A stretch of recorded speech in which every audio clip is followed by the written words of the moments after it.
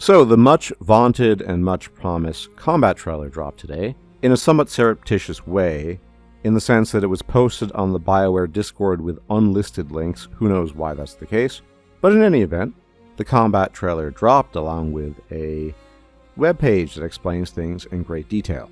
And when I initially watched this, I simply didn't know what to think.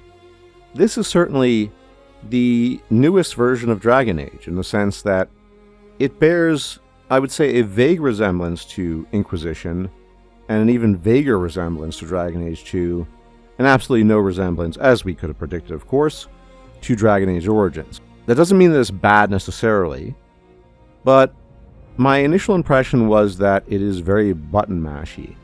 And I have to say, from my own personal perspective, this is just me, that doesn't necessarily appeal to me. One of my subscribers, who's actually played games such as Batman, Arkham Knights, and God of War, which I've not played, has described the combat as being similar to that. And I've looked at those games before, and I looked again, and yes, there's a similarity there.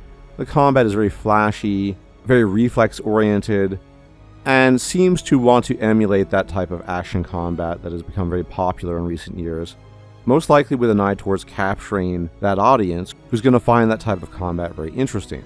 Whilst I do enjoy challenging combat, this isn't really my genre, which doesn't mean it's bad, as I said.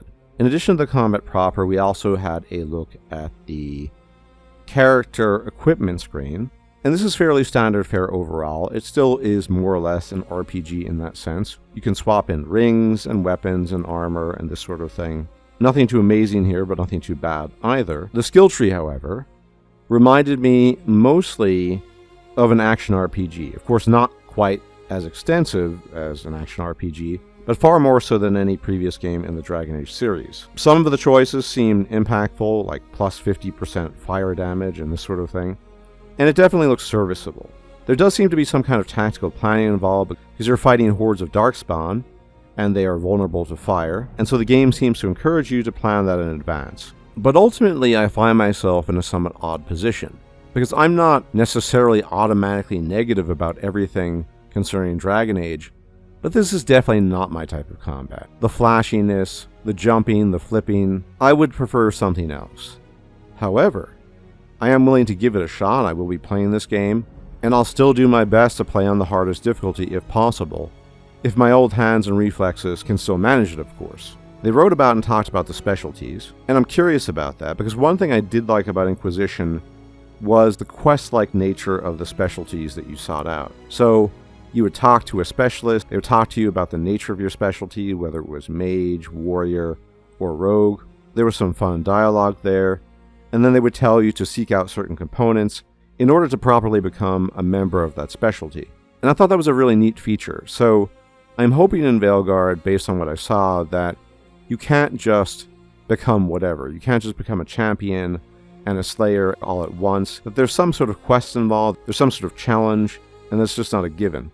And that sort of thing goes way back, of course. Dragon Age Origins has some pretty interesting ways of acquiring specialization. Remember the Arcane Knight, remember the Blood Mage. And so hopefully they keep up this tradition, and specializations are not just things that you point to and click on to get. The combat looks serviceable, I would say. Like I said, not my style. I'm much more into the RPG tactical gameplay for the most part. But I will play it, and it's entirely possible that it could be fun. So I would say, after having looked at the combat trailer, my impression is it looks fine, in as much as they're striving for some kind of action, fast-paced game, similar to God of War, and fine is fine. Fine is not amazing, it's not bad, it's just fine. However, this wasn't just combat on display here. We also saw a lot of the environments again, which looked really, really good. And I simply can't get over the fact that the environments look exceptionally good, but the characters themselves, and I'll say it again, look like they're made of Play-Doh. This Play-Doh-y, some people call it the Fortnite look, but I wouldn't necessarily say that.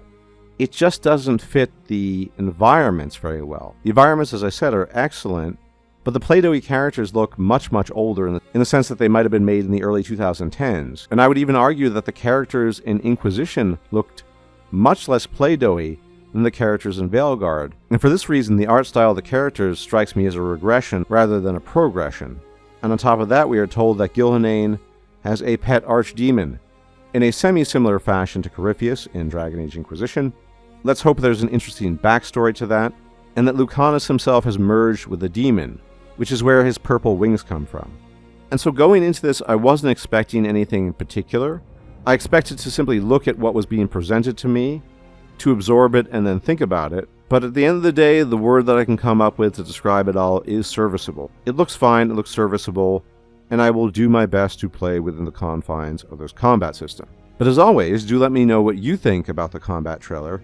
Is this appealing to you? Do you like the God of War, Batman, Arkham style applied to Dragon Age? Or do you prefer something else? And do let me know what you think about the characters. Am I just imagining that they're made of Play-Doh? Or is this really a thing? In any event, I thank you for tuning in. And as always, if you can leave a like, comment, share, and subscribe, it'd be much appreciated, as it helps out the channel. And I'll check you out next time. Take care.